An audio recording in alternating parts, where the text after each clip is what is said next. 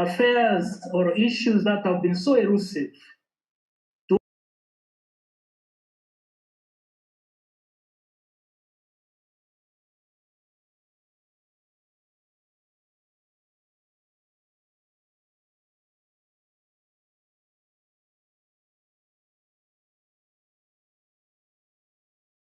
Let me speak from a Christian perspective.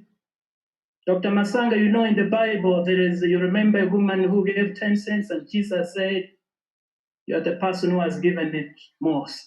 You know why? Because from my own perspective, the generosity of a person is not how much he gives, but how much he retains. You, Dr. Masanga, and you, Professor Lumumba, you have retained nothing. If Jesus could be around, he could say, you are the people who have given most on African affairs. To that extent, I'm deeply indebted to your service. Please allow me quickly to dig little in on the issues which Professor brought in the morning. And he posed a question, who's responsible for a problem in Africa? Is it other people like the Western world or Africans themselves? Please let me put this in perspective by quoting one of the top American presidents, Dr. Henry David Thoreau. He said that if a man walks or advances confidently in the direction of his dreams and endeavors to live the life which he has imagined, he will meet with success unexpected in common hours. Listeners and participants and fellow panelists, if you put into context that statement, 3 verbs come into light. Advance, first verb. How? Confidently. To where? In the direction of the dream. African nations, since they got independence, did they know which direction they were advancing to? I don't think so. That could be the genesis of the problems we face to date. Professor Lumumba, I could answer the question by saying it is not only leaders who are responsible, also followers or citizens of Africa. Why? Because, Prof, there was one of the German leaders called Stalin. He took a chicken or a hen and removes all the fetus with the force, and the hen started to bleed profusely and threw it on the floor. And Stalin removed some wheat and threw it on the floor, and the chicken started following Stalin after injuring it. Then Stalin turned to his followers and they said, like that hen which I have inflicted pain, that is how stupid followers will follow me, even if they have been inflicted pain, so long as there is some tokenism. So, Professor, as much as the leaders have taken us backwards, what about the citizens who follow them? They are like the chicken which Stalin inflicted pain, but when he showed some wheat to it, it still started to follow him. What am I saying, my fellow panelists and listeners from wherever you are? What I'm saying is this. We have 3 parties here. Those with interests who want to come to Africa, we call them the Western world. Them, they want the interests. They are the people we have elected who become conspirators to them. They conspire. We, the citizens who elected the African leaders, we expected them to serve us as their master. but they decide to serve several masters. Who are they? The Western world. Who's the second master? Their ego. And who's the last master? Us. That is why we say, whoever serves and one master will cheat others. So these leaders conspire to serve only their egos and the others, and they leave Africa bleeding. Professor Dr. Masanga, please, that is why I took first opportunity to congratulate you for the work you are doing. Dr. Masanga, please allow me to project one of the top African proverb which says, if there is no enemy within, the enemy outside will do you no harm. What is the enemy within? African leaders and their followers. They have let Africa down. Africa has a lot of resources. I usually tell when I get opportunity to train, because I'm a leadership trainer, what Africa lacks is not resources. Africa lacks resourcefulness. Africa lacks resourcefulness. There are a lot of resources in Africa. We're not intelligent enough to convert those resources into marketable products so that you get value for your people. That's why you travel across the continent, poverty will sink your heart. We who are listening to this conference today, this is a Damascus moment. Why? Even Saul changed to Paul, and they finally said, when he became Paul, the things I used to hate, I love. The things I used to love, I hate. I look forward, Dr. Masanga, that moment when the African leaders who are listening us today and their followers will realize a moment and go through the forces where Saul went through until he became Paul. Remember, Paul even wrote 50% of the books in the Bible, both in the New and the Old Testament. But he hated the Christians. Let us not lose hope, friends. And I want to say here, before I conclude, there's one poet I love, the English poet, John Donne. He one time said, no man is an island, entire on itself. Every man is a piece of the continent, a part of the main. The death of any man diminishes me because I'm involved in mankind and never sent to know for whom the bell tolls. It tolls for thee. African leaders, African citizens, the bell is tolling on us. It's tolling on us.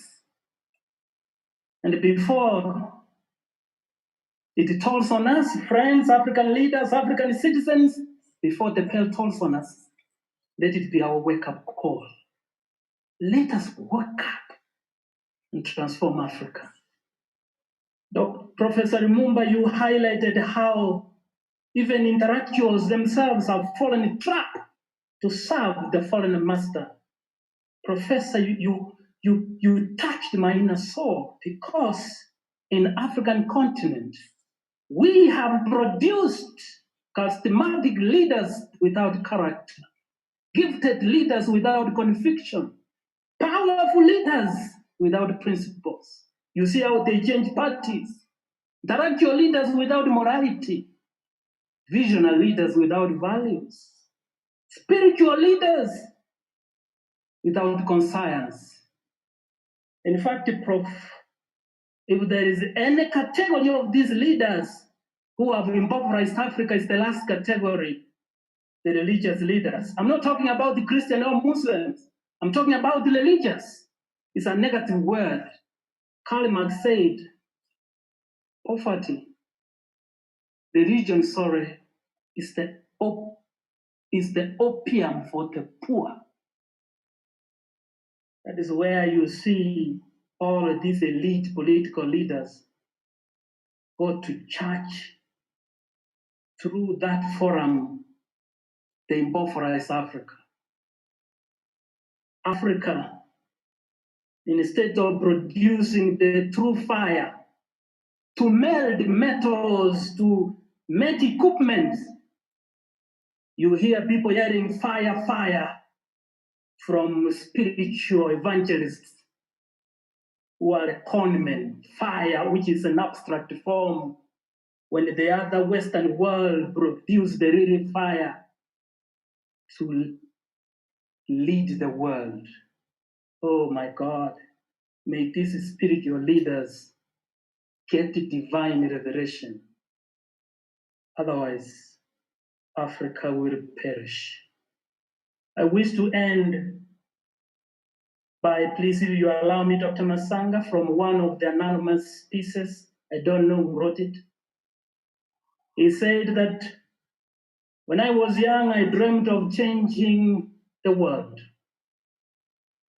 But when I grew old and wiser, I discovered the world could not change. So I shortened my sights and only wanted to change my country. But it was immovable. In my 20 years, on my last desperate attempt, I settled on changing my family, those closest to me, but none of it could hear of it. As I lay on my deathbed, I realized that if I could have changed myself, by example, I could have changed my family. And my family, through inspiration and enthusiasm, could have changed the next community. The next community could have changed other communities. And if the communities could have changed the country, and if the country could have changed, the world could have changed. Dr. Masanga, as I conclude, African leaders listening to us today, this forum, this Damascus moment, you, Professor Lumumba, I had several speakers sending you, can you go and speak to the leaders? Because a man of your stature, you have a forum. Take them this message, a resolution we are making from this conference. It may not be absolute, but it can be inferred. I want to tell you, friends, let this continue. In most of the time, because some people have to hear 7 times before they ask, what are you saying? Are African leaders listening? I hope so. And those professionals who should change your various nations in a foreign land, where I come from, even if your mother has one eye, you feel that eye as a beauty spot. Even if your country has challenges, don't expose it. Protect it as you protect your mother's one-eyed as a beauty spot. I hope they're listening. They live in foreign land. Finally, the problem in Africa, we never get planted enough to lick the fruits. My grandmother, needed person, woman, used to tell me, the seed must remain planted until the harvest. Look at Africa. Leaders, they change from one party to the other, talk of divorce. These people embarrass us. But today they will hear the message. Thank you very much. The participants, Dr. Masanga, admire you, Doc. Professor Lumumba, I have no word for you. I know you have done enough. Continue doing until you are called to glory, and God will reward you. Thank you very much. May God bless you. Dr. Masanga, I submit. Thank you. Thank you. Thank you. Thank you very much, Dr. Natama. You are a motivational speaker like Professor Lumumba. I cannot manage your speed at which you speak. But I can manage to pick several things that you bring out. I like Dr. Joseph Nachama for telling us how Emperor Nero called for fire. Every time Emperor Nero stood up, said, I will fire you, fire you, fire you. Guess what happened? Fire came and took down Rome. So, the message you have passed on today is we shall not keep quiet. We shall spread the fire until it reaches where it's supposed to be. Africa does not lack resources. Africa lacks resourcefulness. That's the message I got from Dr. Nyachama. Where else can you get such brains coming to discuss like Dr. Hamida, who left us with something, a revelation from Khartoum? Militias have surrounded them. So what do we expect? Because we are talking about security in this conference. These militias are not Europeans. They are self-made, as the professor said. We created the problems ourselves. But as I speak, now good things always come to an end. And we're in the final kicking moment of our conference. I want to take this opportunity to tell you that before I call upon the next three speakers, that will be Professor Lumumba, Simon Ekpa, and another gentleman from Mozambique who should be coming. His Excellency President, or he has sent a representative, as he said. I want to take this opportunity to bring one lady who will just have 3 minutes. That lady is Anne, who is already ready. Anne Kabureke. Thank you very much, Madam, for joining us late. But the podium is yours. I believe my researcher has already done some research on who you are. But you will briefly introduce yourself, and you are always, all the time, welcome. Be brief. You have only 3 minutes. Thank you. And I will not go and sit down. I will watch from here. Thank you. Your time starts now, Anne. Okay. Sorry.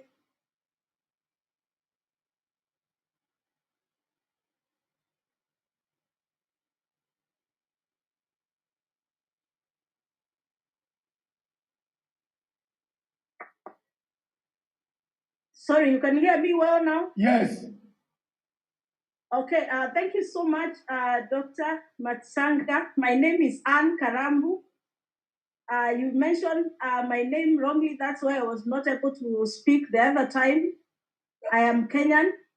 I'm sorry, ma'am, hold on. Hold the fire. My PA is the one who misled me. She gave me a wrong name. Michelle, apologize to Madame. I always mention the right names of ladies, please. I'm sorry, Anne. It's okay. Apology accepted. Thank you so much for the opportunity. I am Anne Karambu. I am a counselor by profession. So I come in a forum where there are historians, but I have this great passion with young people. So I run I run an organization called Youth Concern, where we empower young people to believe in themselves. And for me, I come in to bring my submissions maybe on what I've been listening. I've been here since morning. I was able to listen to PLO Lumumba. Thank you so much, Professor Lumumba, for that powerful presentation on Africa. Every time you're talking about Africa, I see the passion.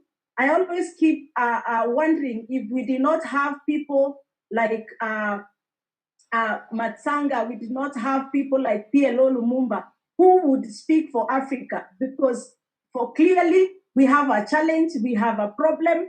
There is something that needs to be done so that we can be able to also rise up and become honorable people, so that our photos cannot be spread around the world as the people who need help, who needs to be supported. But there is one thing maybe I wanted to bring forth. My point is that if we have to change Africa, then we have to change the mindset of the African. The African hates their skin. The African hates their language. The African hates the culture. The African hates everything about themselves.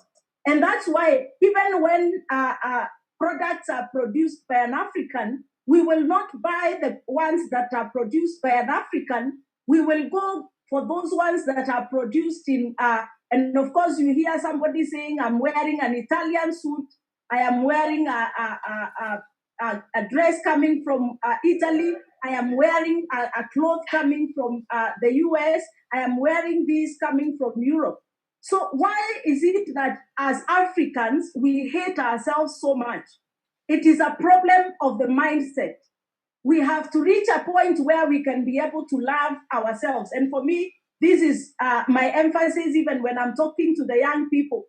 Because when a self-concept of a person has been lost, that person has no value for themselves. And that's why we have universities in our nations in Africa filled with young people. Instead of young people going and doing research in the universities, they are going and they are abusing drugs. They are getting involved in sexual immorality. And this is destroying their lives instead of coming out with brains that can be able to change the nation. Because we have a problem of self-hatred as a nation, but this as nations in Africa. But this is a problem of the mind. We grew up, I am in the bracket of young people, although I am still beyond the youth. We grew up being shown that the white man is more privileged. The white man is the one ahead of us. And this caused us to hate ourselves. And that's why, of course, we are being controlled on how we dress, how we put on our hair. We even are not comfortable with our hair. Somebody has told us that when you can have silky hair, that is when you are a true human being. So we have to deal with the issue of self-hatred. We must be able to stop hating ourselves. And this one will only happen when we are able to change our mindset. I like what Dr. Nyancha said, the one who just spoke before me. He talked about a Damascus moment. It is a time that change is going to happen. And every time change is happening, there must be a change of mind. There must be a change of mindset. We must stop hating ourselves as a people. We must be able to be a people who can be able to embrace our resources. Sometimes we give them away because we don't value them. Sometimes we allow even the leaders to misuse us because we do not put value to what we have.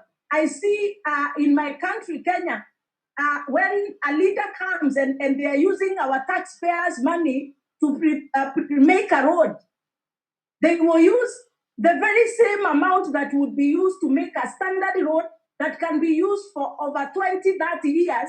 They make a road that will only last for 5 years because they know in the next 5 years they will come again and ask for my vote and use my taxpayers' money to be able to again build a road for me. So what is the challenge? How can we be able to reach this place where we value ourselves? because we cannot be able to build Africa when we hate ourselves. We cannot be able to build Africa when we hate ourselves. We must be able to value ourselves. We must teach our children to value Africa.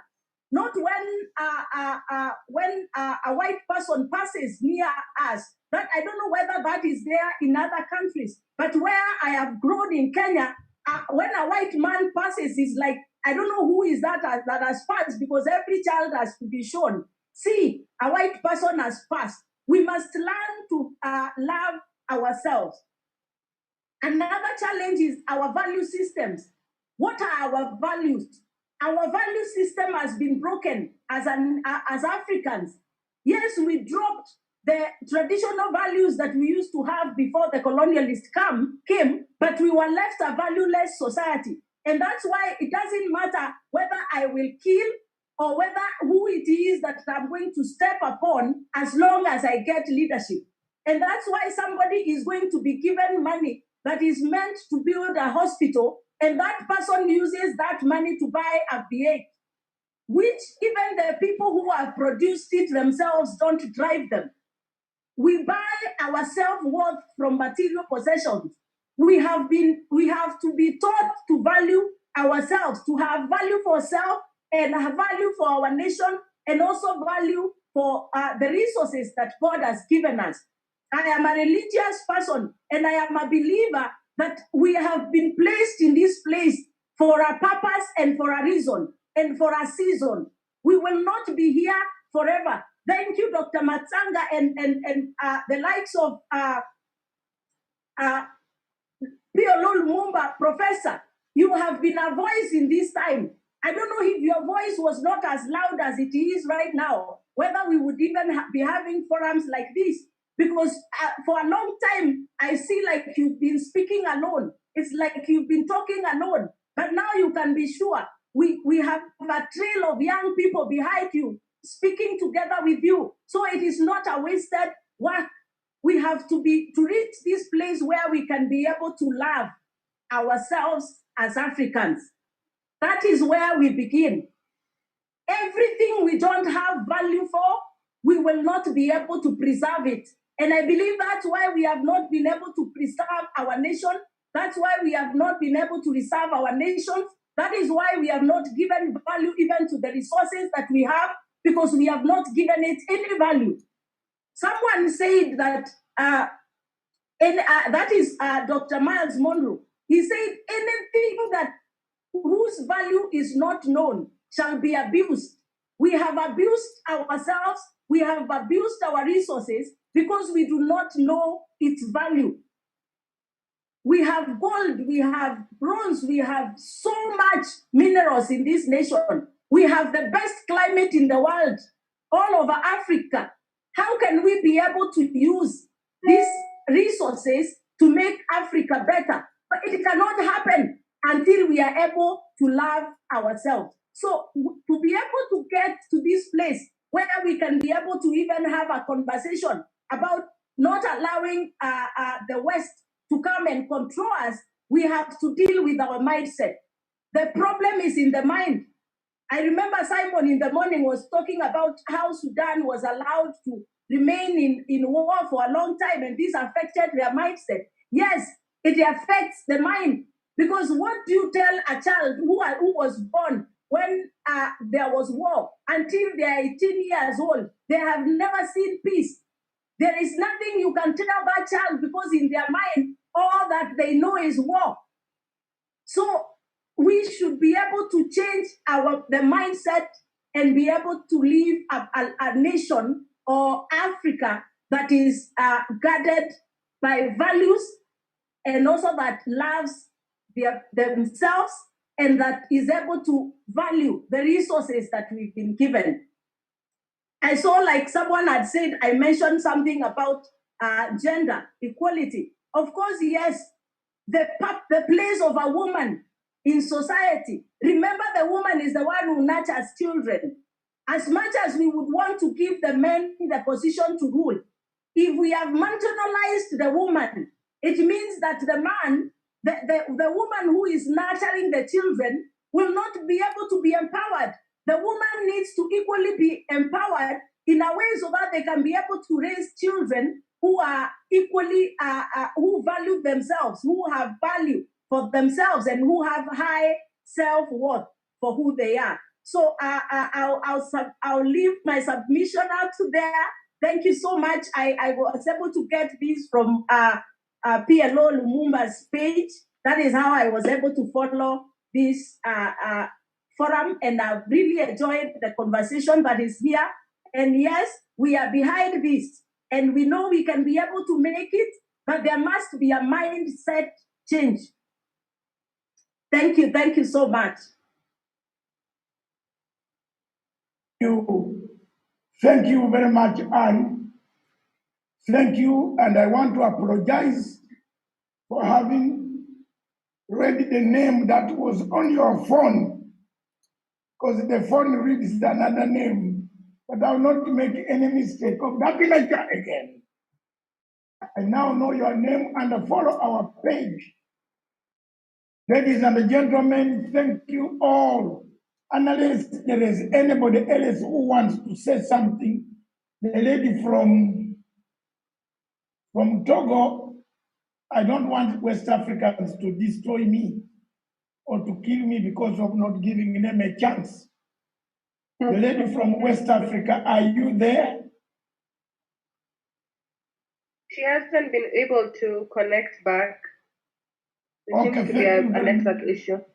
Thank you very much, Michelle, for the good job, despite the fact that you misled me here. And Madame almost finished me, but thank you very much. Now, ladies and gentlemen, before PLO, Simon, and our guest, special guest, comes in, they have listened. Mine is to tell you few things. Why did I choose this topic? When I sat down and looked at Africa, what was on my mind when I saw EU deployment in Mozambique?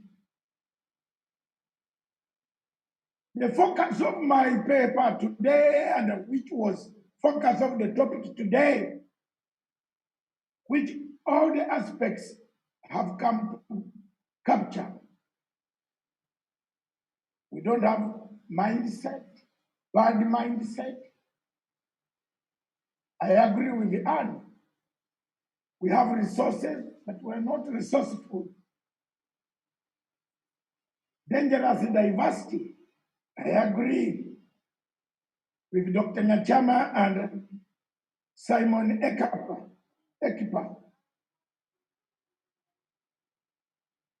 We are makers of our own conflicts. I agree with Professor. Hamida said we don't give the youth. Hamida, Prof from Khartoum, we don't give the youth the tools. Unless we enlarge the tools of analysis for the youth and tell them to focus on looking at the South. There is a problem in Khartoum and Sudan. Several other speakers have spoken. Mine is hammering the point home. The United States of America withdrew from Afghanistan. Now they are looking for where to dump their hardware. I wanted Africans to understand. When President Chisano was the president of Mozambique, was there a rebellion? Yes. There was a rebellion instigated by Portugal. Portugal, the Portuguese, supplying arms to Renamo.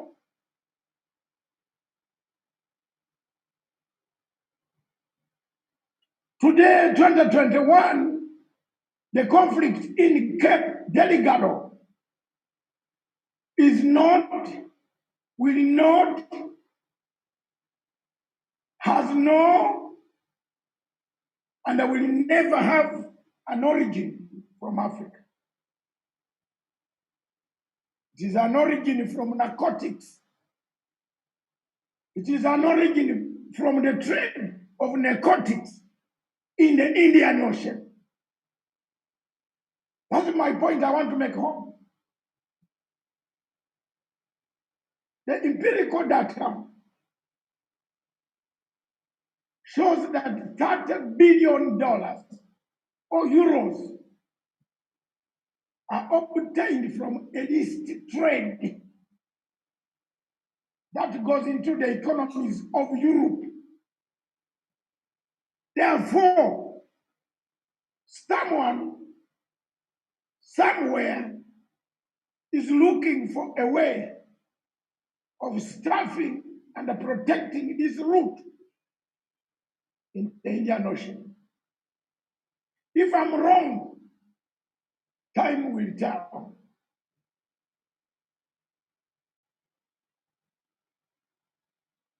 Let's look at where Europe has deployed before.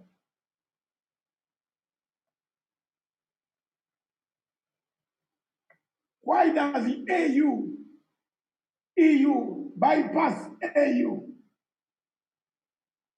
to deploy?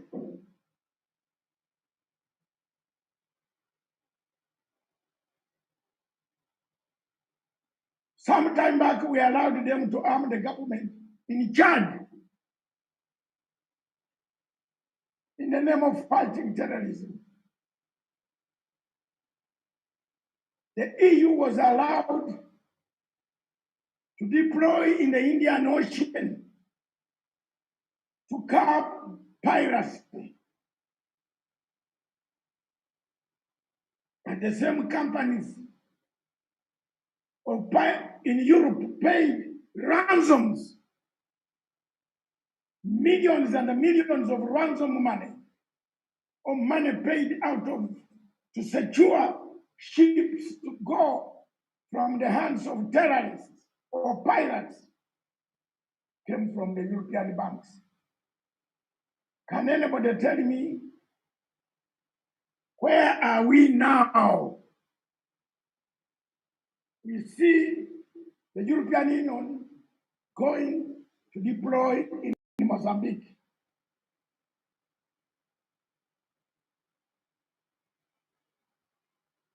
Who created the Islamists in Cape Delgado? Who are these people fighting in Cape Delgado?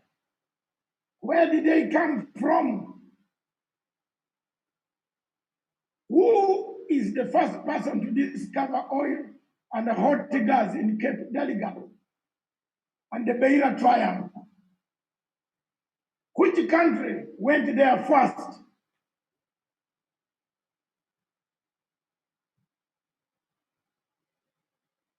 I just want to find out from the panel and my guests who are coming to give a summary. Who are these? Total Oil. Everywhere you see a conflict in Africa, you see Total Oil. Total Oil. Total Oil. What is going on in Africa? We don't see. The young lady from Khartoum is crying. What is going on? Militias are coming up. Don't be shocked that Total Oil has one group of militia there.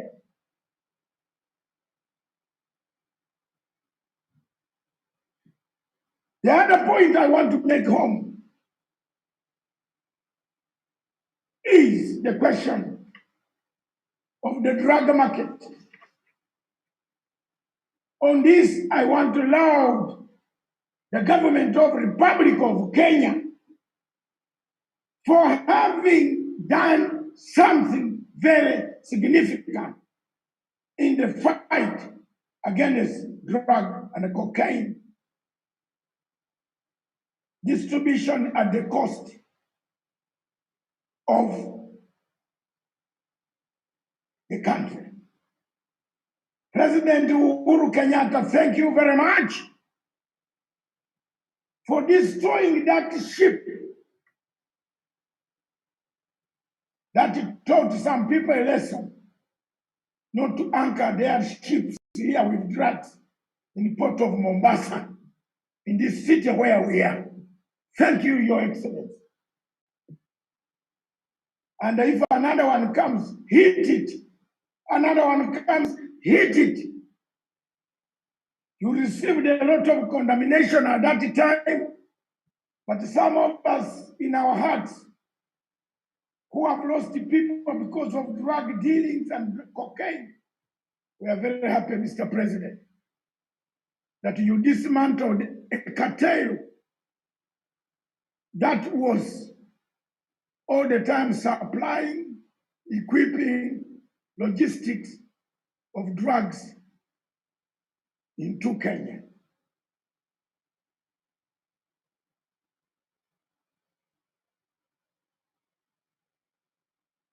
In the countries such as Morocco, Turkey, and the Western Balkans, Professor Lumumba, you realize there is a group of whites who don't speak good English. Where are they coming from? And you see, whenever you see them in our hotels in Nairobi, and then you go out and find out the people they hang out with, you can tell who the enemy is, ourselves. These people know credit card fraud.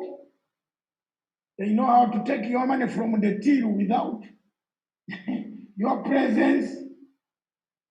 These are from the Balkans, the former Soviet Union empire.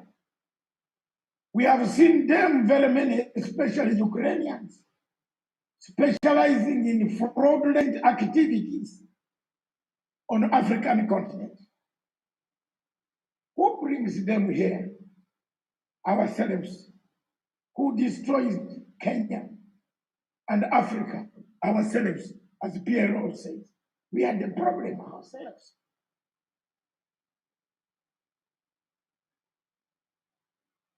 If you look at how conflicts are created on African continent, these groups are linked to ethnicity. A man hires a Turkish national, or somebody hires, like a Buhari has hired so many of these Chinese, some of them who do dirty work against the Biafrans. There are many. Presidents in Africa will not hire a black man. Have you seen one hiring a black man to do dirty work? No, they go for people. When you meet them on the street and they want to do something, they don't have any negotiation with you. But if you hire a black person, you might tell him, man, why are you killing me? Leave me alone. Another black man will look at you and say, leave this bastard alone. But these guys, mercenaries, former generals, former captains, former colonels, in those armies in the Central Europe and the Balkans, they are very evil. They have brought the crime syndicate. One of the reasons why Britain quit EU is the influx of crime syndicates from the Balkans into the United Kingdom, which has been a stable organization, society, civilized society, where they sort their matter without shooting people. The rate of crime in Britain had risen, and they decided not to do anything with people from European Union. Lastly, I want to say the problems of Africa. Why do we allow EU to deploy pay our soldiers. Why is it they pay our soldiers and they don't pay themselves when they are the ones selling the same guns? Look at the situation of Mogadishu, Somalia. EU is ready to pay Ugandan and the Kenyan troops, but it is not ready to put the troops of their own lives because they want Africans to fight each other, to meet on the battlefield. This conference also has looked, and they should continue to look at working jointly on the recovery of digital innovation in Africa, climate change in Africa, peace and security in Africa. Bad leadership must stop in Africa, like the leadership of President Buhari. That goes around, that wants to solve a political situation through judicial and other methods. We must start partnering up as equal partners, not as underdogs, in order to bring Africa and rise it again. With those few words, I want to call upon Simon. I don't know whether it's back.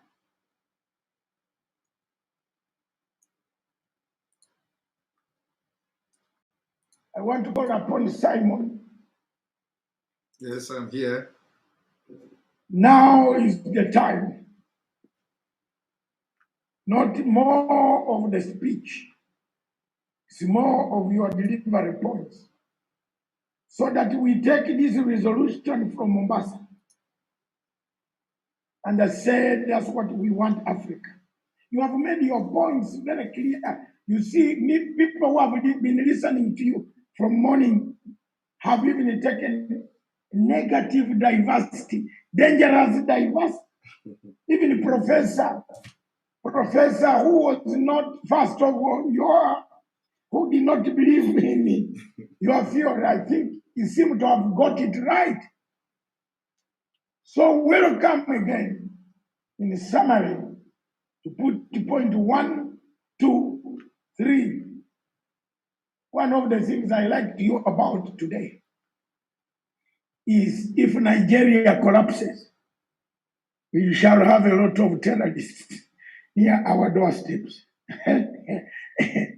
My brother, you have not lied. Simon, have you ever, I believe you have ever gone to Dubai? I have never been to Dubai. Don't go there. I will not. Because if you go there as a Nigerian citizen, as you enter the airport, there is a Nigerian route. Doesn't it shame you? I am not a Nigerian citizen. That's why I'm saying. I have not. Yes, I have not had Nigeria passport for decades, so I am not a Nigerian citizen. Thank you, and please remain that way, because it's very embarrassing to go with a gentleman you have sat with in a business class, but he's from Nigeria. Then they tell the immigration officer, say the Nigerians that side and the other Africans that side. It's very, what is the problem? You will tell us. Today, Simon, make your closing remarks. And then Professor, the other time you answered the professor. Today, Professor will answer you, he is here. Or he will talk to you. I know you are good friends. You are now one of those. And the professor is a man who speaks up his mind in international theater, talks to these presidents. Some of them are very annoyed with him, like in Zambia. and other places. They don't want to see his face. And whenever I hear him traveling to these African countries, my heart goes down. And I say, my man, is my professor going to come back? Because some of the things he tells them, a place like my country, Uganda, you go and talk about corruption. And I told Mr. a professor that, my friend, which hotel are you staying in?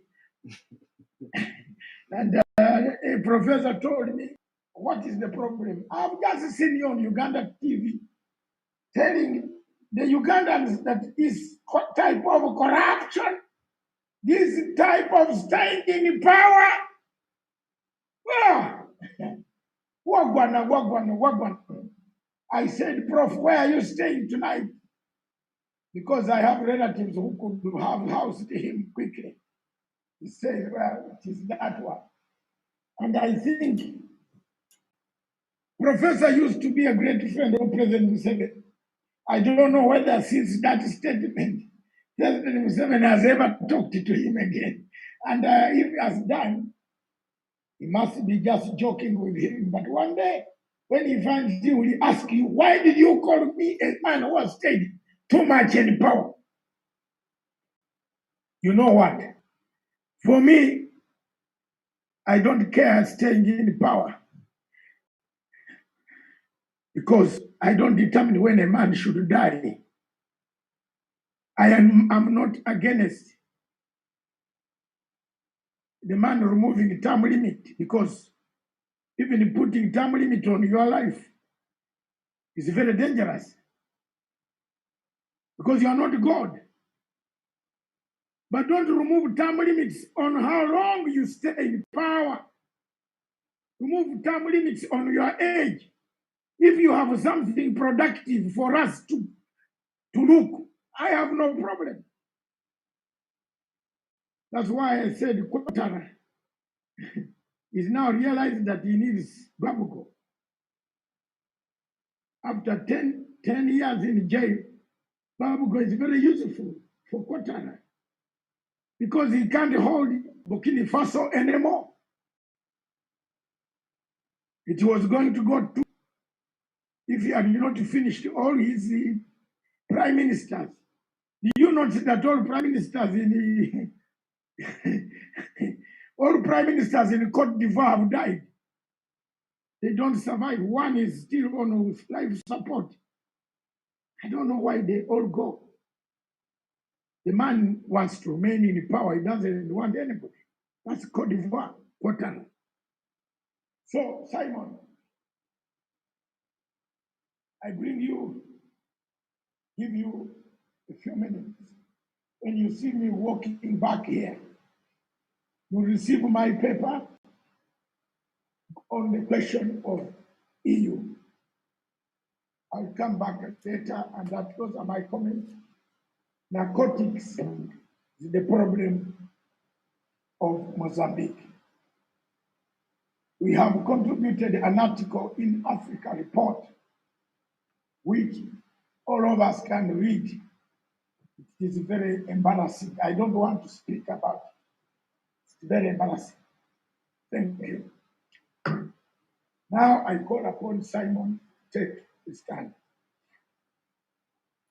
Thank you very much, Dr. Matsanga, for having me again once more. I thank you for having, organized this Pan-Africa conference that has been addressing providing solution to the problem of Africa.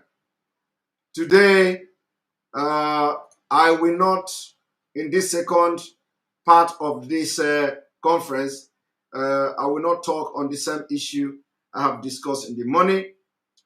I have come from a different context to maintain that the problem everybody have discussed today have one solution. One solution. Our sister who spoke just before Dr. Matsanga said a lot of things. She said Africans don't value their own product. Africa don't value themselves. And we that are fighting and shouting for a better Africa, you can see that we are living by example. Look at me. Look at Professor Lumumba. Look at Dr. Matsanga. Our outfit today shows that we are people to listen to. Because we don't just talk. We lead by example. Pan-Africanists. Look at where I am sitting. I am here in Europe. I am not in Africa. But I value my culture because culture is defined as a way of life of the people. So when we preach Africa, we are preaching from the bottom of our heart. We are preaching because nobody will solve the problem of Africa better than us. We are not preaching this thing because we are politically motivated. We are not coming to this conference trying to create awareness on how to solve Africa problem because we are politically motivated. We are coming because we have Africa at heart. Our actions, our speeches, whatever comes from us, body languages are all a demonstration of people who love Africa and want the best for Africa. That is one of the reasons you all must understand that whatever we say, we are doing it for the best interest of Africa. Let me start by saying, for those of you who do not understand why Africa cannot develop their own natural resources, why Africa cannot use the natural resources to produce anything in Africa. Even in Nigeria, where you have natural gas, where you have petroleum, where you have all manner of gases there, Nigeria don't have a refinery. Nigeria have to export crude oil, refine crude oil, and they buy the oil again to be used in Nigeria. If that is not stupid, what else is? If that is not absurd, what else is? It is not like they don't know. It is not like they don't know. But because of the diversity in Nigeria, when people who know what to do in government, when people who can revive the refinery want to come to power, the people from other ethnic group will never allow them to come to power.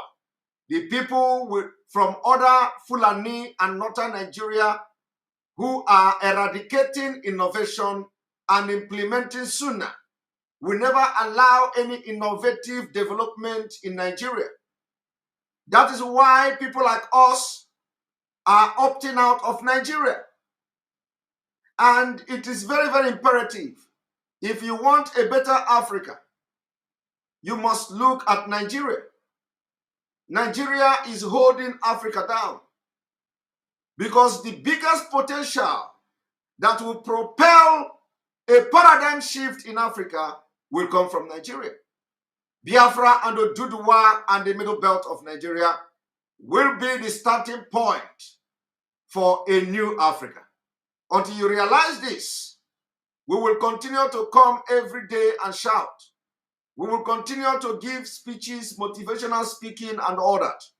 Until you realize that those of you in other African countries must begin to air your voice for people, leaders in your countries, to begin to look in our complaint, to begin to look into why we are opting out of Nigeria, whether it is going to affect you positively or not.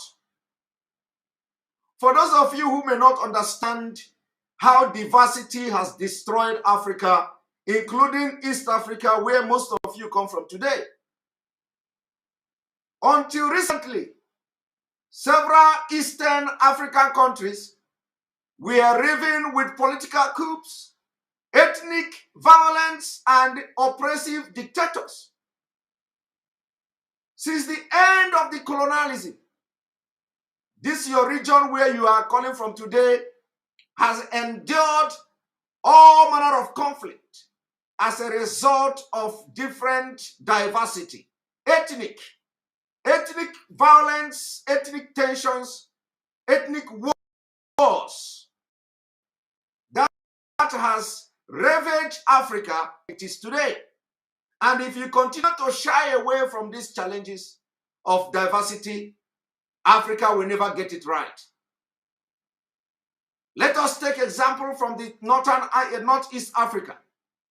In Northeast Africa, you fought war. The war did not lead to anything, unlike the Europeans. When Europeans, they fight war, they sit back and they think about what led to that war. If Europeans have any national or ethnic or internal conflict, after the conflict, they sit back and check what caused this war. How do we prevent it from coming back or from reoccurring again? Africa don't do that. Africa, they are only good in suppressing those who dare to rise up against injustice. So in Ethiopia Civil War, from 1974 to 1991, Ethiopia fought civil war. The question is that, was that the cause of that civil war resolved? How has it impacted the Ethiopian economy, the region, and the development of Africa today? In Eritrea War of Independence between 1961 and 1991, what led to Eritrea War? Has that issue been addressed? Has it been solved? Don't Eritrea have independence today? Are Ethiopians on their own? Are Eritrea, didn't Eritrea separated from Ethiopia? Because of the war, because of independence, because of that between Ethiopians and Eritrea, it led to war. What was the solution? Was it as a result of independence? That led to also Eritrean-Ethiopian war. Eritrea-Ethiopia war started in 1998 and ended in what led to that war? Diversity. Diversity. The same thing happened to the Ogaden War. The Ogaden War from 1977 to 1970. What led to the Ogaden War? Ethnic differences, diversity. The same thing happened in the Djiboutian Civil War. The Djiboutian Civil War was between 1991 and 1994. What led to that war? Diversity. I want you to understand from the context I am coming from, how diversity has destroyed Africa.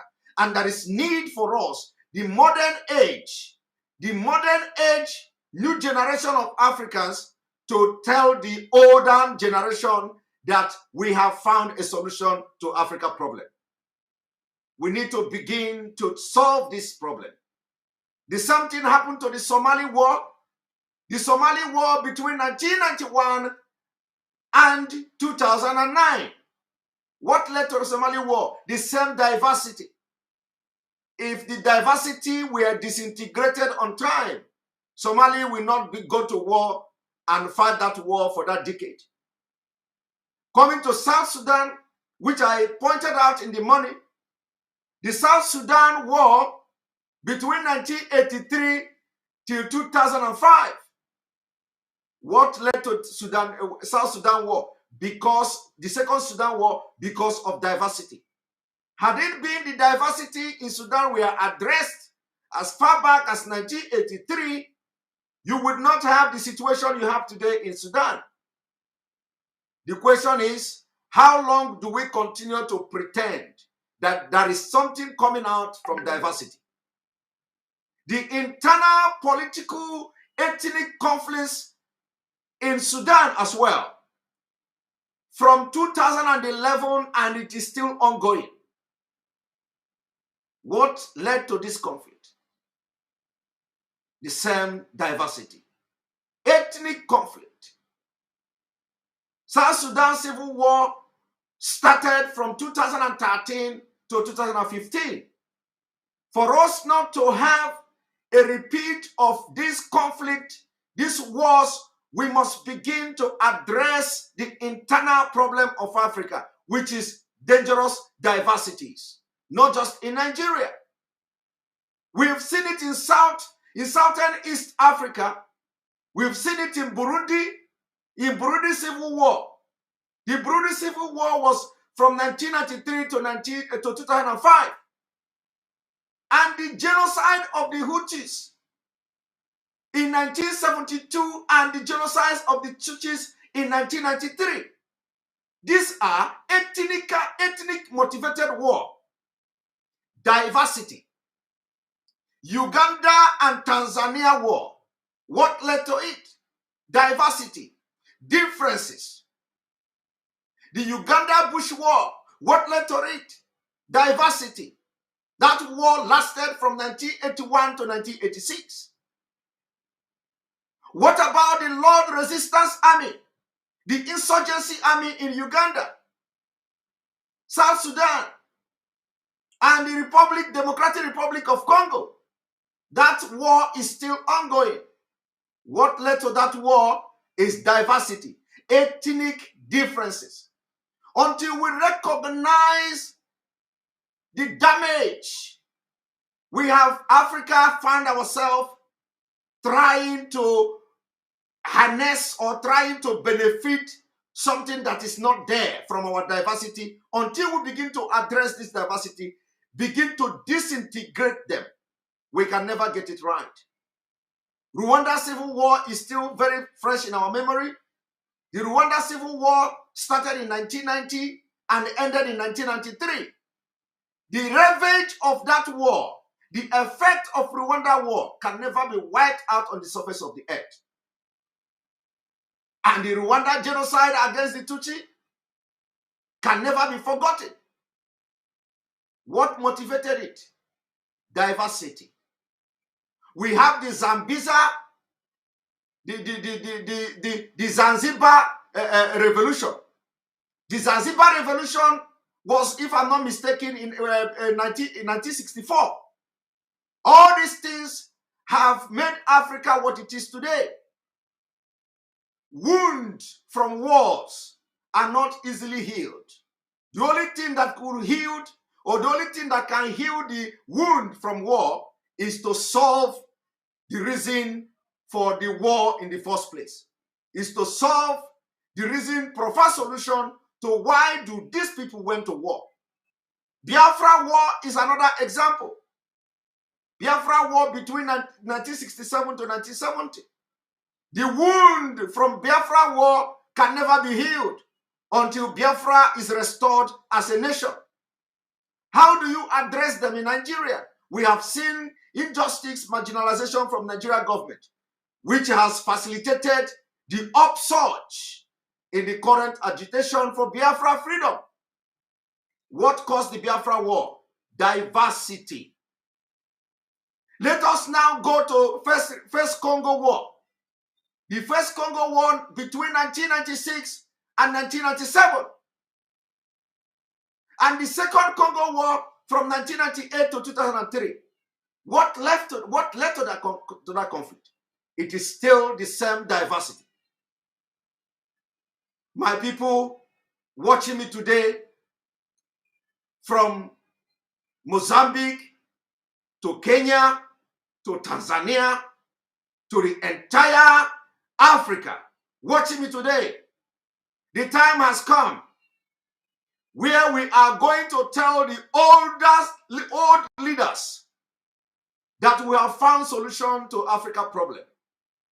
It is not enough that we continue to come and tell them. We have to back it with action. The Ambazonia and Cameroon war is still ongoing. What led to the Ambazonia and Cameroon war? The same diversity, ethnic differences. Do you know how the European has been able to solve this war, prevent this war from happening in Europe? Because they discovered that during the time when they were trying to manage their diversity, this progress stopped in Europe. They witnessed conflict, they witnessed crisis, tribal wars in Europe, and they came back to research in each conflict in Europe. After they tried to solve the conflict, they went into research. Why did this conflict happen? They discovered that because of intolerance, because of the tribal intolerance in Europe, that led to so many conflicts, including having terrorist organization in the United Kingdom. Now, what did the European Union and what did the Europeans do? They decided to divide along tribal line without wars. For common interest, for the progressive of European Union, each country, each tribe that want their own country, they give them and let the peace reign. Today, Europe is controlling Africa. They don't want you, Africa, to divide along a tribal line like them. They don't want you to be progressive and innovative like them. Because they want you to continue to kill each other, put you all in one place. Different tribe, different religion, different everything in one place, and for you to fight and kill each other. You will be conducting election from year to year, killing each other, assassinating each other without progress. You can never solve corruption in Africa because of the current status, because of the current structure of Africa. Africa needs to be disintegrated for us to form a very formidable and powerful unity in Africa. What I am telling you today is something that is globally obtainable. We have not seen anywhere in the world where diversity was strength of any nation. That nation can never see progress. Because if you bring something to talk about that will bring forward or move any nation forward, other ethnic group will suppress it because they are going to suppress it as ethnically motivated. So I'm going to rest my case here. Thank you, Dr. Matanga, for having me. I rest my case here. I want everybody to think and meditate on what I have just presented here today. Diversity must be disintegrated in Africa. Thank you. Oh, thank you. Thank you very much, Simon. Good things come and go, but they remain in our blood. As you walk home, as you fly home, one of the things that has caught our eyes is indeed your room is well guarded.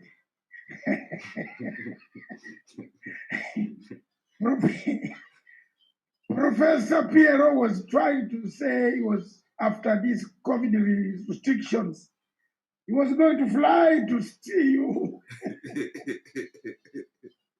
But Prof has just written a note to me in the conference to say, ask our brother, what is this on the wall and the one near?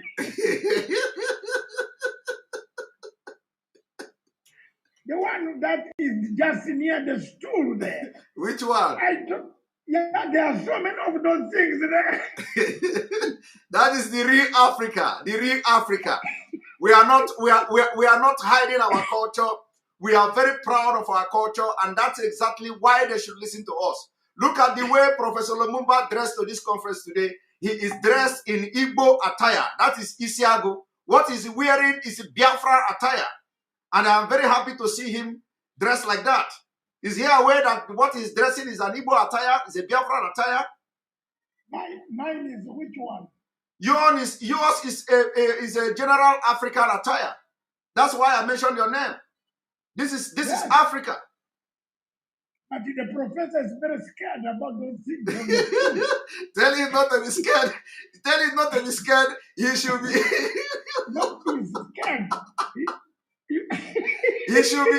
Tell professor to be more scared of the drawings and the picture on his own cloth, because that is the picture of a very powerful wild beast.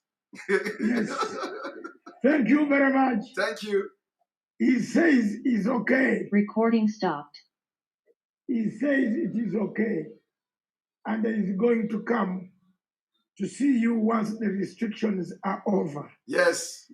You are going to be talking a lot with Professor. He's a very good constitutional lawyer. Africa must always engage his services. Recording in progress. To see that things go well. But I told the professor you are also a soldier, a military soldier. Yes. So when he comes to your house, you should be very careful touching him. So, and I told him you have to be prepared for Buhari, because Buhari usually jumps on people. That's why you have put that thing near the stool. Exactly. I guess Buhari. Thank you very much. Thank you. Thank you. We have two guests. Another guest coming in right now is none other than Professor. Professor P.L.O. Lumumba will almost wind up the thing for us and send us to our blankets, and we go for us who are near. Then we shall have, we are still trying to connect line number 288. I don't know, that is Maputo. I have tried, and I think, I don't know, he came on and then off. If he comes out or his PA, we are going to, as Professor talks. Professor Piero, so many things have been said by Simon. We have looked at the security of Africa. This conference has taught me lots of things, especially from the young lady from Sudan, and then the Madame Anne, who told us about the then Mahapila. The ladies today seem to have come well positioned to give us, and then Nachama rescued us men and brought serious points. Then Chinedu, Mr. Chinedu, you remember? He asked us to be, he has watched me for many years. He asked us to take these messages to African leaders. So, sir, Professor P.L.O. Lumumba, you are welcome to take us home.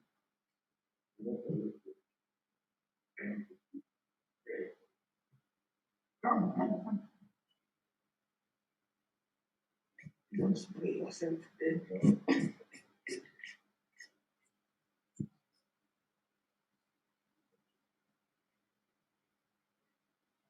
Thank you very much, David. Thank you very much, all the good men and women who have made very wonderful contributions as we grapple with issues that are very important to the continent of Africa. We all agree that Africa faces existential threats, and already we have given accounts in different countries which face threats. It is therefore not wise to repeat that the conflicts which we see in Ethiopia, in Nigeria, in the Democratic Republic of Congo undermine the unity of Africa. One of the things that we want to grapple with here is what it is we can do to eliminate those conflicts. While I understand my very good friend from Biafra, I will disagree with him to a certain extent. It is not always true that diversity must lead to disunity. What Julius Kambarage Nyerere did within 24 years in Tanzania of creating a nation of different nations with over 136 ethnicities is a testament to the fact that leadership and understanding of the interests of communities, if properly harnessed, can create unity in diversity. The problem in most African countries are leaders who are myopic and therefore mobilize populations on the basis of short-term political interests and use ethnicity as cannon fodder. I invite you to listen to one of the early speeches of Obafemi Awolowo when Nigeria still had 3 regions. And Obafemi said at that time, we in the West will defend Nigeria as long as the Nigerian administration recognizes that Nigeria is an artificial country which we are trying to build and to nurture. Nigeria failed to listen to the idea that a federal structure must be made attractive to everybody and the center must make sense. You will also remember the meeting in Aburi in Ghana, and I know we have had occasion to talk about Aburi.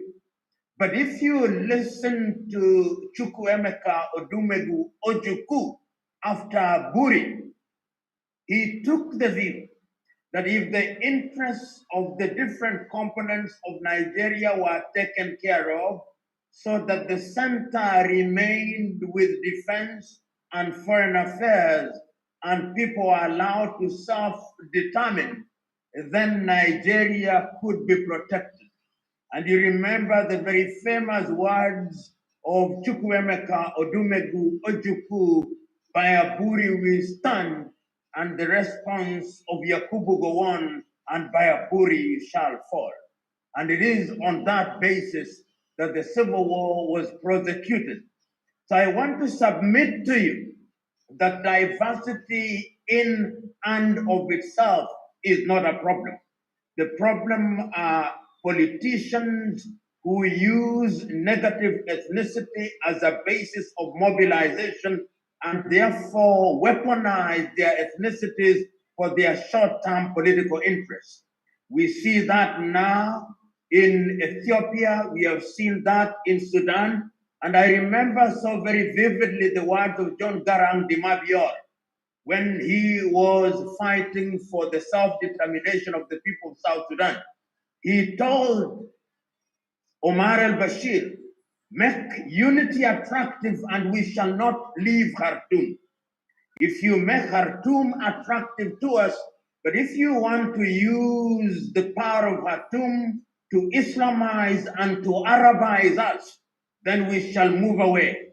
It is the same argument that was put to Jafar Numeri in the 1960s on the same Sudan question.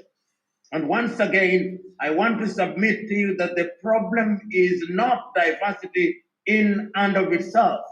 I will also take you to 1961, during the Katanga War. Patrice Emery Lumumba, who came from one of the smallest nations, the Batetela, was able to galvanize the attention of most of the Congolese. And it was the negative ethnic mobilization of Moise Chombe that ultimately led to the problems in the Democratic Republic of Congo. I am submitting, therefore, that we should not always say that diversity is the problem. It is a problem of leadership. In Europe, it is also not true that there is not a single country that is not diverse and is thriving. There is.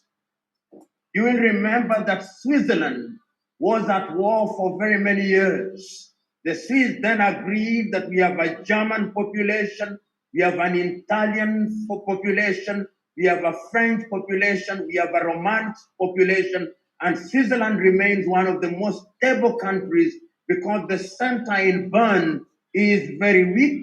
It is a confederal structure, and the presidency is rotational. Once again, I'm suggesting to you that our problem is selfish politicians who weaponize ethnicities for short-term political interest. That said and done, my view is that there is a problem in Africa, and I agree with you. There is a problem which must be resolved. Africa and Africans must now take a solemn vow that the only way to solve their problems is to reason together. In Nigeria, and I can't agree with you more, Africa must not allow Nigeria to collapse in a disorderly manner. I look forward to the day when the central administration in the Federal Republic of Nigeria shall convene a meeting of all Nigerians and renegotiate Nigeria. And if people want to leave Nigeria, that they may become a stronger part of it, so be it. But we cannot afford to hide our heads like the ostrich in the sun. Otherwise, the countries will be destroyed. The same must apply in Ethiopia. In a nutshell, without repeating myself, what I want to say is this: Africans must now resolve their problems.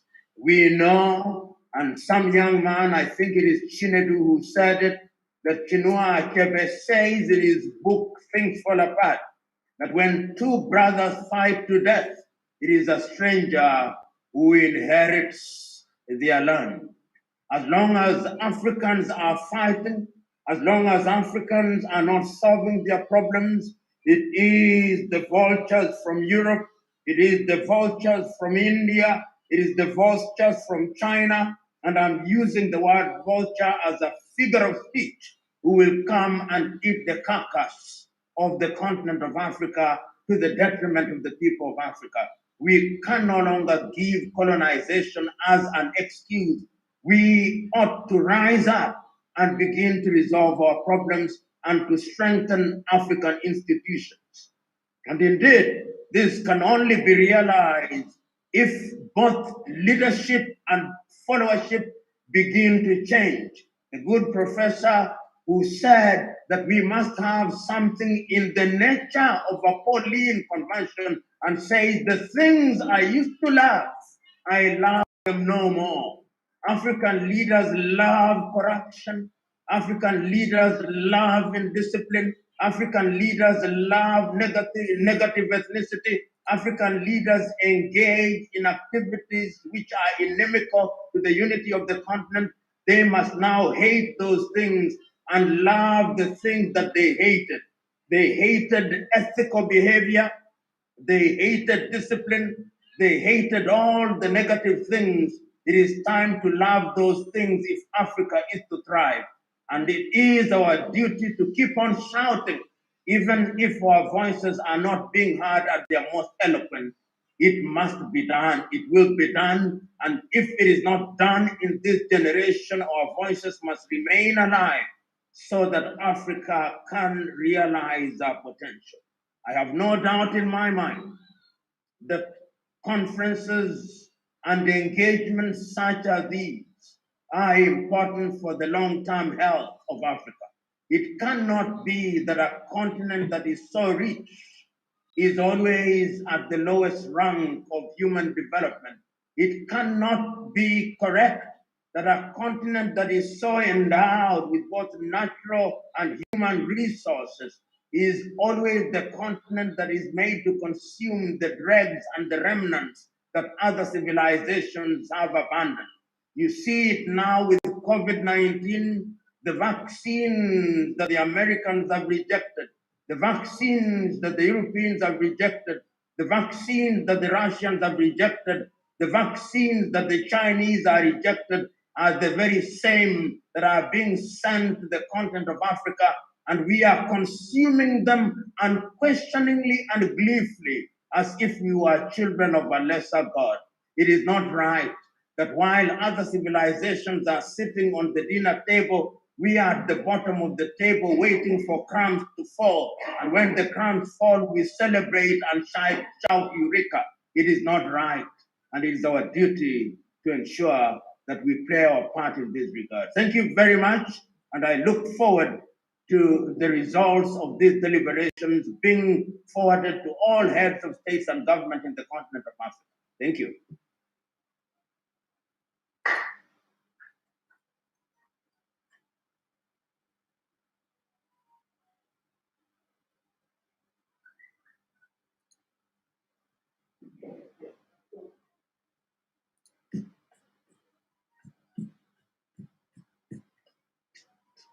For COVID.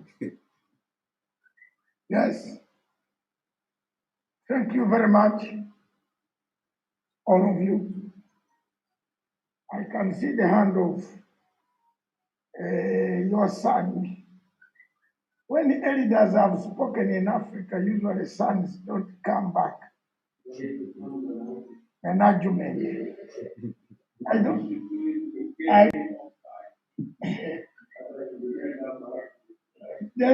I don't know what Simon wants to say. What is it, Simon?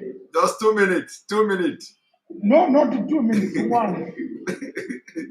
2 minutes. I wanted to make a comment on Switzerland. Only Switzerland, nothing else. Go ahead. Right. Thank you very much, Masanga, for giving me opportunity again. You are always one of the best, I can say. Without you, I wonder what we'll be doing in Africa, because you have become an eye-opener and you take the Africa course upon yourself.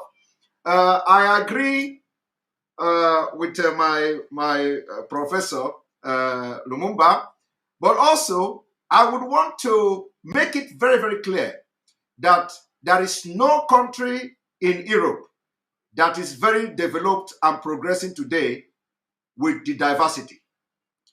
The Switzerland the professor mentioned was a non-EU country. Switzerland became part of EU just in 2004. The Schengen state in 2004, and they started implementing. The implementation of the agreement in 2008. So Switzerland is also a landlocked country that has French, German, Italian, and Romansh as language. Now, what should interest our professor is that Switzerland is just example of European Union. European Union disintegrated along ethnic line, along tribal line, and at the end of the day, they selected few countries that they have something in common, that they have some kind of common value system to form what we call European Union. And that is the reason why European Union is very strong, because there are countries, different countries with common cultural value system. So in Switzerland is a landlocked country that is just a replica of the European Union. It cannot be equated to a country with diversity. I disagree with that, because Switzerland today is only country in Europe that you see people going there to bank their stolen money and corruption money. And they will bank that money safely because of the stringent system and policy of the Switzerland. That is not acceptable in other European countries. They have strict financial laws than the Switzerland. So Switzerland is just a replica of what European Union represents. Which people do you have there? You have German, you have Italian, you have French, you have Roman. All these 4 languages comprise the European. You are found in the European Union. But Russia is in Europe. Is Russia part of European Union? Is Russia part of Schengen state? The answer is no. But Switzerland is part of Schengen state, which means they share same value system. So this alone has actually solved the issue of diversity, because you practice the same thing you practice in Switzerland is the same thing obtainable in the European Union and in Schengen, free Schengen state. So I have some slight disagreement with this, using Switzerland as example of a diversified or a diversity in a state. I want you to tell me about Russia. Tell me how Russia is a good example of diversity, because Russia today have diversity. I want you to use Russia as example, and let us see how the economy of Russia, and whether there are people that are not living below $1 in Russia today. So these are the countries that you should be telling us how the diversity has able to help the people and the citizens of those countries. Thank you very much. Okay.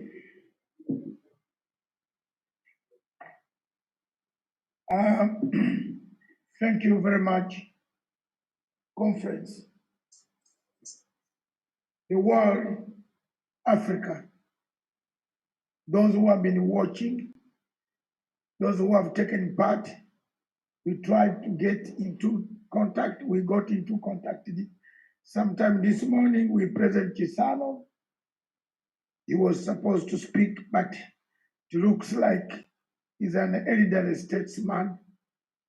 So he hasn't, with the communication barriers that we see, he did not turn up, but he promised that he will be with us next time. I want to take this opportunity, therefore, to thank all of you, to thank the management, to thank all my staff, to thank all of you participants who have been able to take part, to thank those who have been in touch with us, to thank Michelle for the behind the scenes contribution, for the work you have done behind the scenes, to thank all of you who have taken part, who have taken your time, studied, worked on this topic. There are many topics still coming. We promise you it is not the end. We shall be big until we come to a final African position. Already so many countries have taken over our initiative, promised to be part and a parcel of our discussions.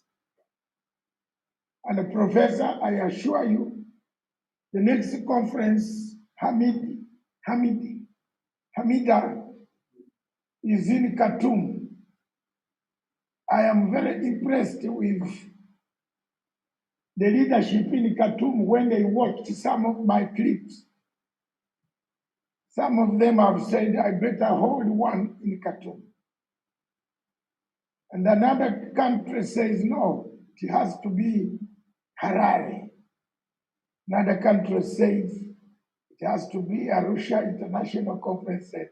So, with Doctor, we are going to check and see where we can hold our final conference.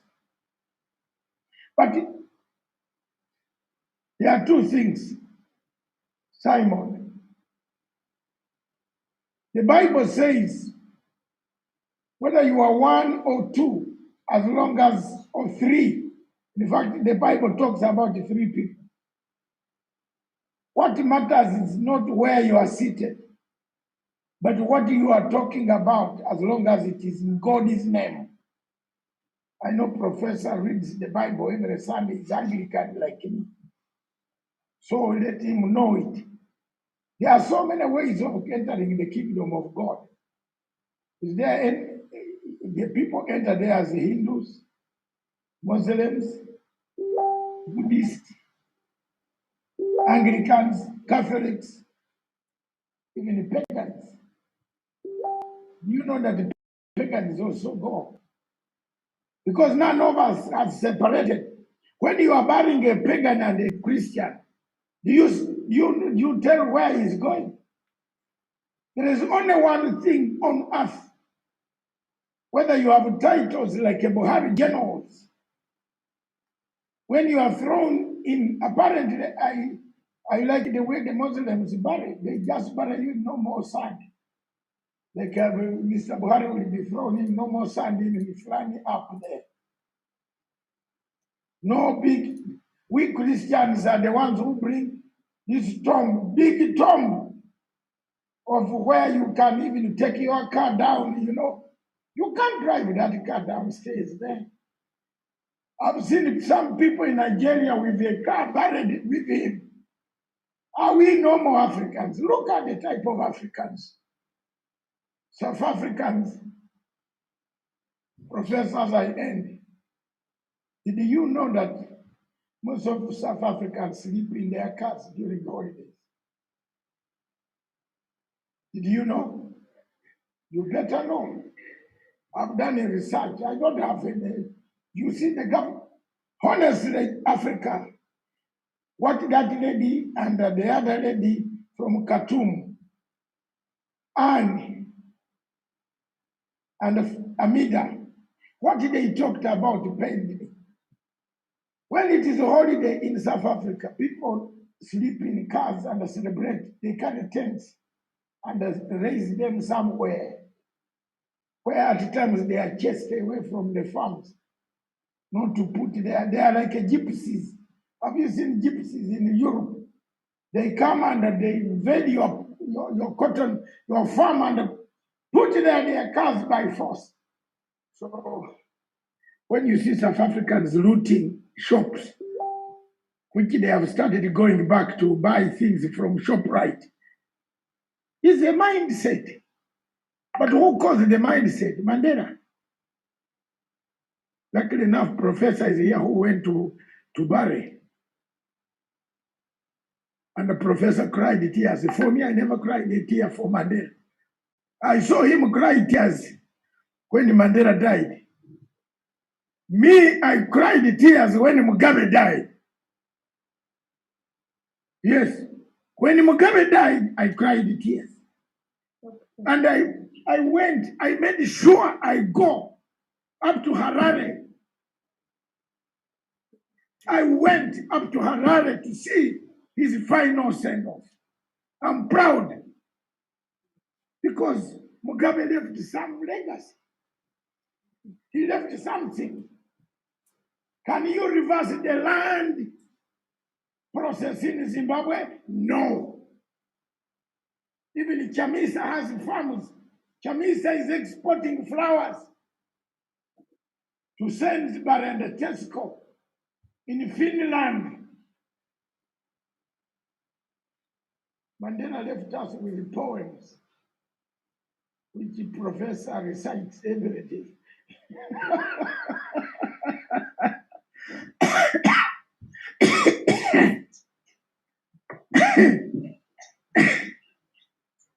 Sorry, professor is here. Me and the professor we joke. I will give him time to have a meeting later. Dr. Matsang, I have to interject on that one as a woman. I cannot allow you to laugh about that. I'm interjecting on that one and taking that one and saying you are. That one was something else. I am going to give you time, Mom. But I'm saying the truth. Mandela left us with poems. That's why people break mindset. This lady Anne said the mindset of Africans is breaking your own shop and abandoning your own bus that you are going to use tomorrow. Makapira tell me in Britain who bans his own church. You live in Britain. You come from Kitale. People in Kitale break into houses and ban people's property because of an election.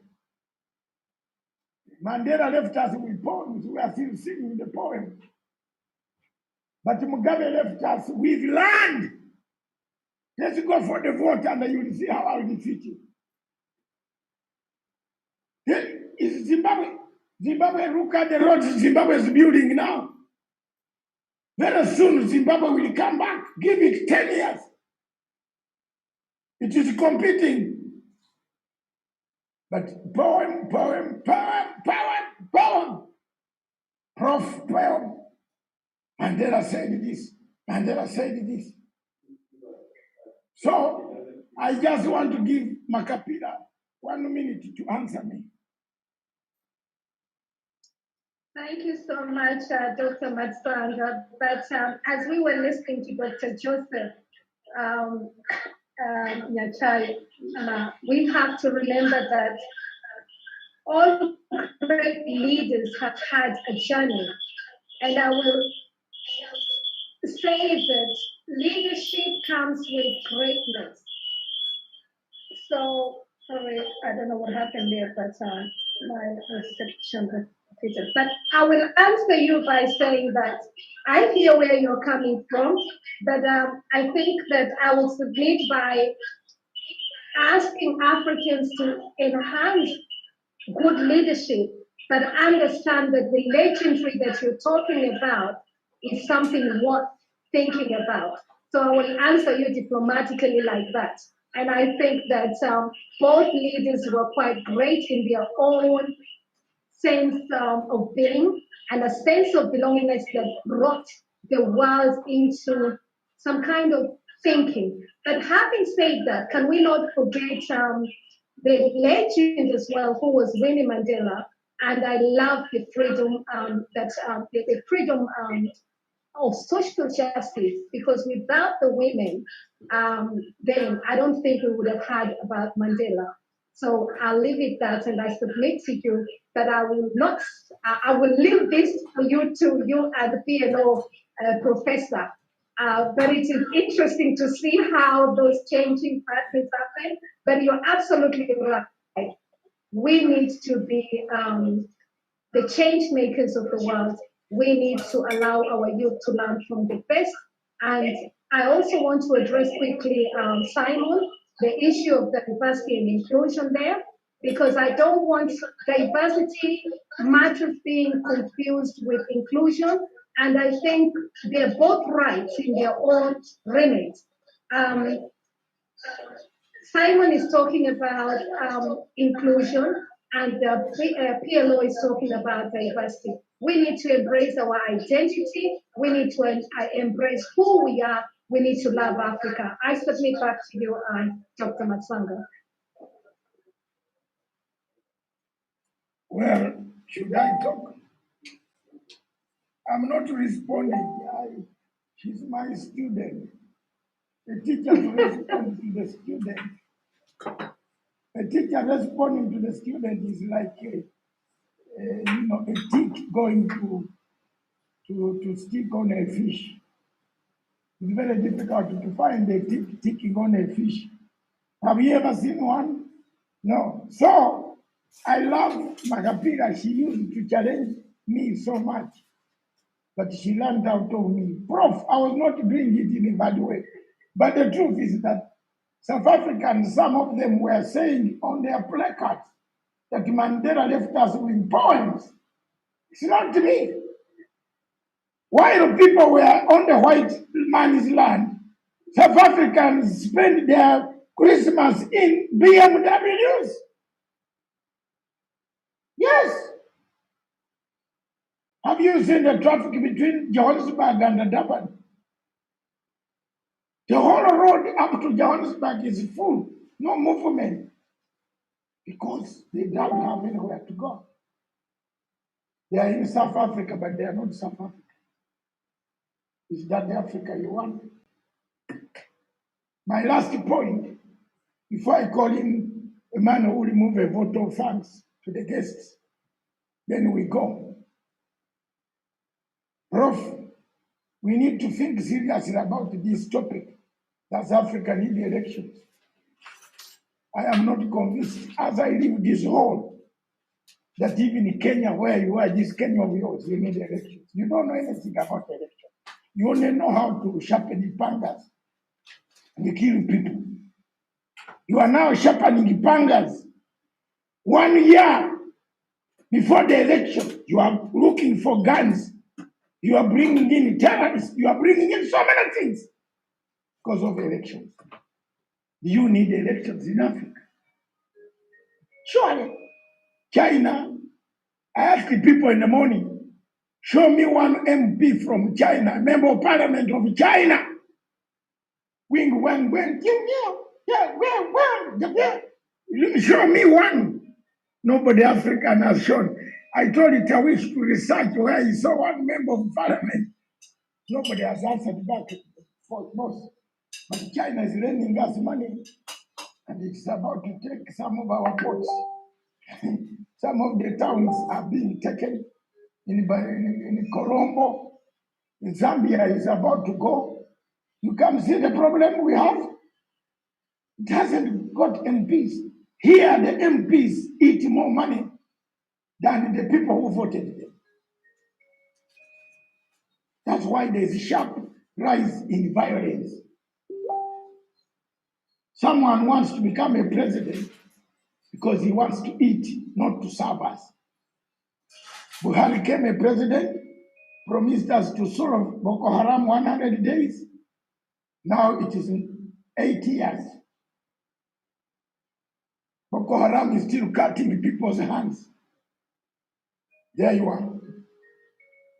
I want to take this opportunity to thank you all of you, all of you. I want to dedicate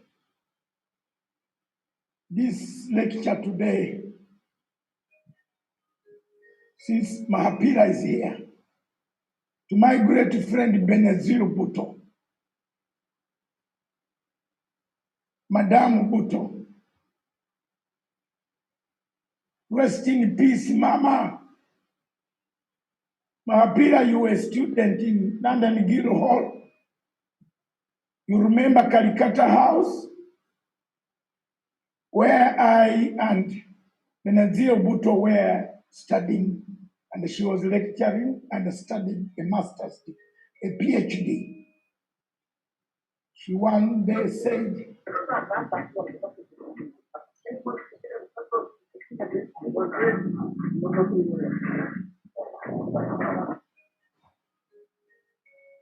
what is happening? Who is this? Is there somebody who wants to speak? Okay. Benazir Bhutto said, when democracy returns to Pakistan, the first person to have as my PA, who will not be a Muslim, but and not a Pakistani, will be you. And she told me, I thought I would be one of those in her office. And unfortunately, Musharraf killed her. And nobody, can it puzzle you again that Musharraf is still very alive? Nobody has looked for him because he did a job on behalf of, by selling Osama bin Laden to Americans. Americans kept off. They didn't pursue. So 2 days ago, I was in touch with Benazir Bhutto's son, because he used to come to the car. The driver used to come with them to the car and remembers me. I introduced and sent my photograph.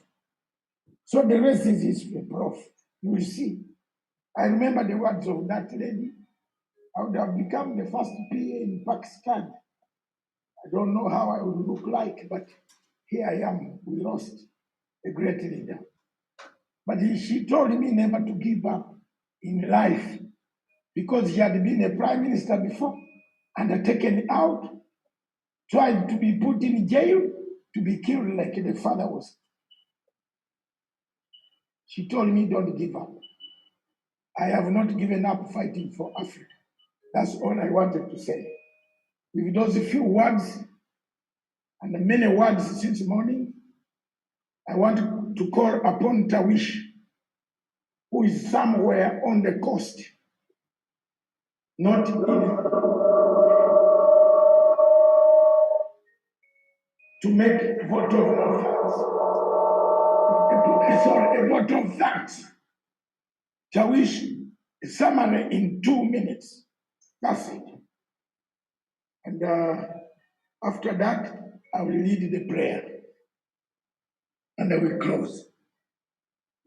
Oh, very well. Thank you so much, Dr. David Nyakorach Masanga, of course, the founder and chairperson of Punchline Africa TV, and the convener of this particular conference by Pan-African Forum Limited. Indeed, it's been a very successful conference, I must say, not just because of the contribution that the participants and, of course, the panelists have made today, but because of the immense contributions they have put forth in as far as what we can do as a continent so that at least we can have a change, a continent that we all desire and aspire as a people. I also want to take this opportunity, more sincerely, of course, to thank Professor P.L.O. Lumumba, Dr. Joseph Nyanchama, and of course, Simon Ekpa, and so many of the other panelists. I may not necessarily mention each of your names, but of course, we acknowledge the contribution and its participation that we have had today. Indeed, it has been a very candid discussion right from morning up to this particular time.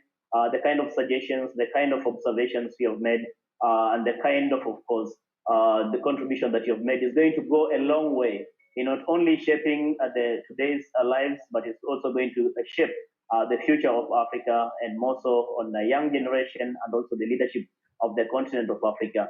This is the kind of discussions, this is the kind of conversation that we want to engage on moving forward. Because again, the zeal and commitment to want to bring a change in the continent of Africa cannot be left to outsiders. It cannot be left to any other person if it is not us taking it by ourselves. And I think we have begun it. This is not just about to stop. In any case, it is gaining momentum. We'll be having such kind of conferences time and again so that we can continually inspire our young people and the entire populace of the African continent really to focus so much on what individually we can do.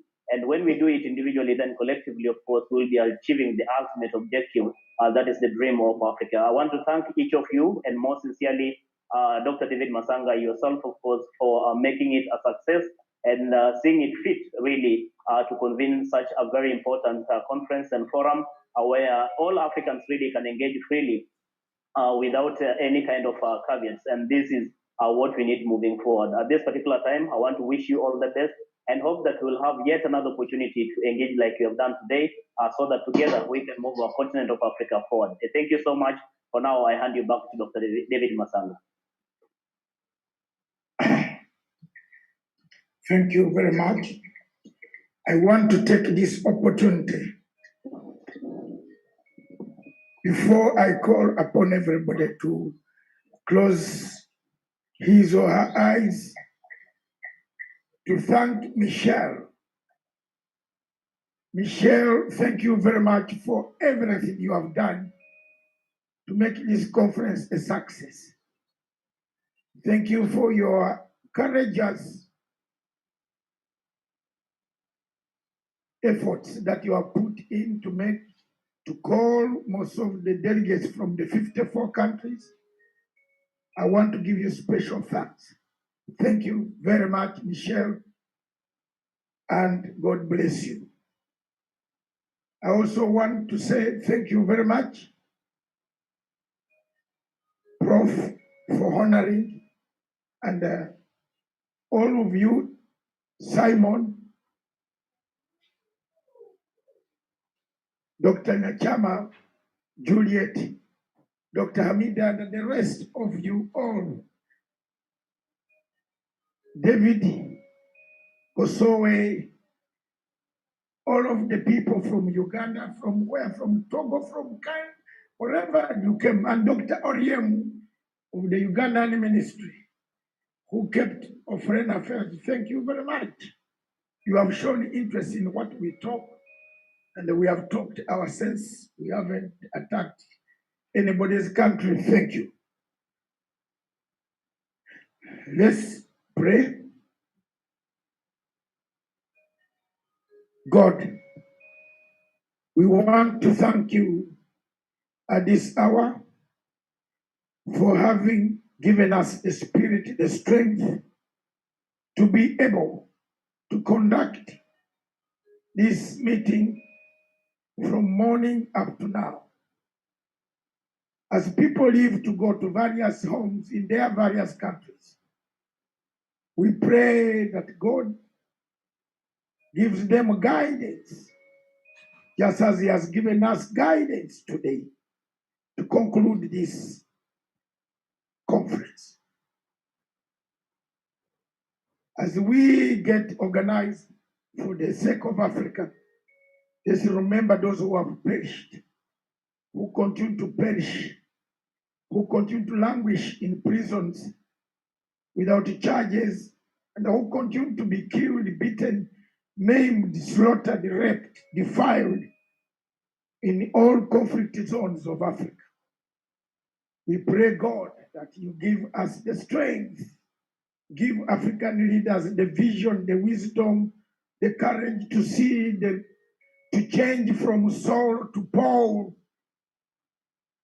as preached by one Dr. Nyachama. I remember the words of Kwame Nkrumah, who said, I'm an African, not only African, but Africa is in me. Every time I walk, oh God, I think of what I can do. Even at lunchtime, I was telling my good professor, what can we do to change this Africa? It needs a lot of strength. I thank you all in the name of Jesus Christ, our Lord. Amen. I should have been, I should have been at the altar there.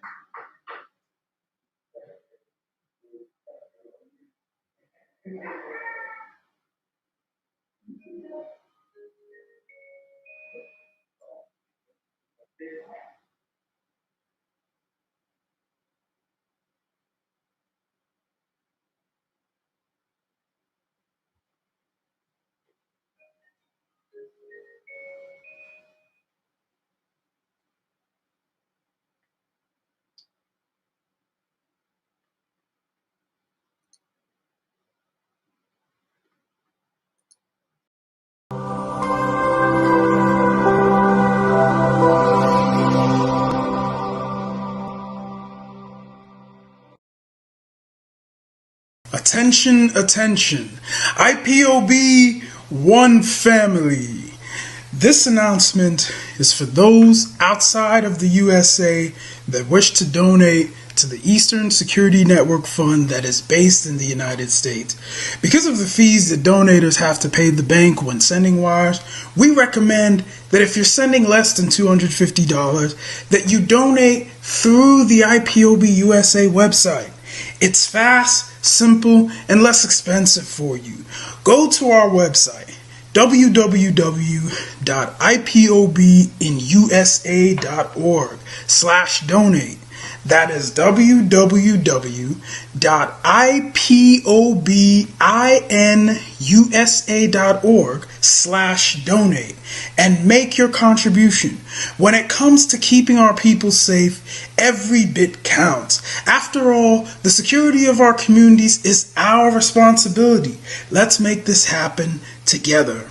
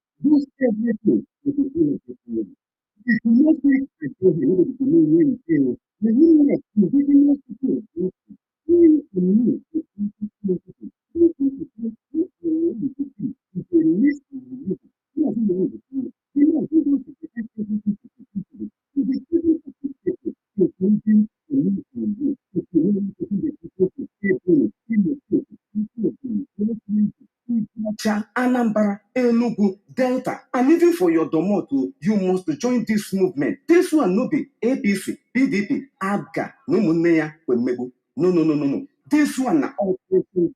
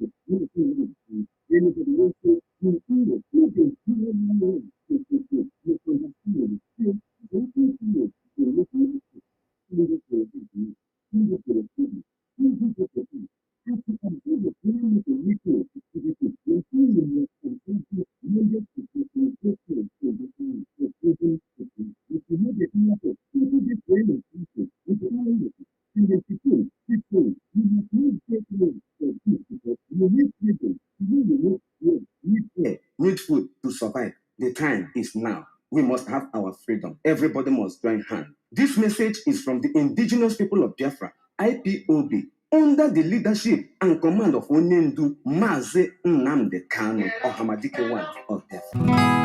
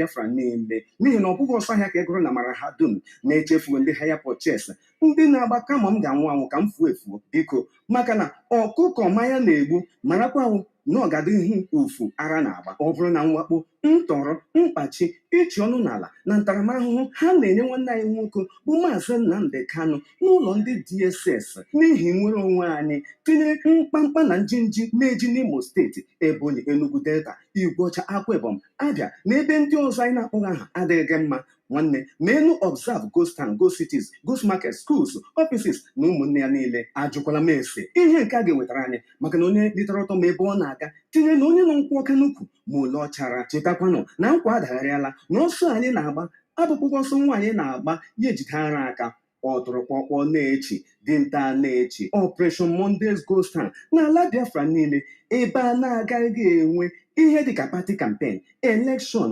meeting maọbụ ihe ndị yiri ya n'ala Biafra. Ndị ọchịchị niile, ndị eze, ndị youth leader, ndị PG, market chairman, banks, road transport workers, town union heads na ọsịkwa na ọsịrị ya ga-adọrọkwa aka na ntị maka na onye na-efugo ntị agbafuo ya ntị. Onye si na ngụ adịghị ire ya were na ya tanye n'anya maka na ekpegbuo nwa ala apụrụ ya gafe ama nna Biafra bịa oke mba. No wonder Britain jiri kpọọ ha the Great Biafrans. Onye na-ele anya n'azụ mmanwụ anyị na-abịa n'azụ. Onye na-ele anya n'azụ mmanwụ anyị na-abịa n'azụ. ABCD ọ ga-afụ ụka. Ọ na-aba atụ ọrụ mara ya mara atụọkwara m ofeke ya efebe isi n'ọhịa. Ejikwala aka gị kpatara ihe ga-egbu gị n'ụbọchị ahụ, n'ihi na n'abalị 9 nke ọnwa asatọ a anyị na-eme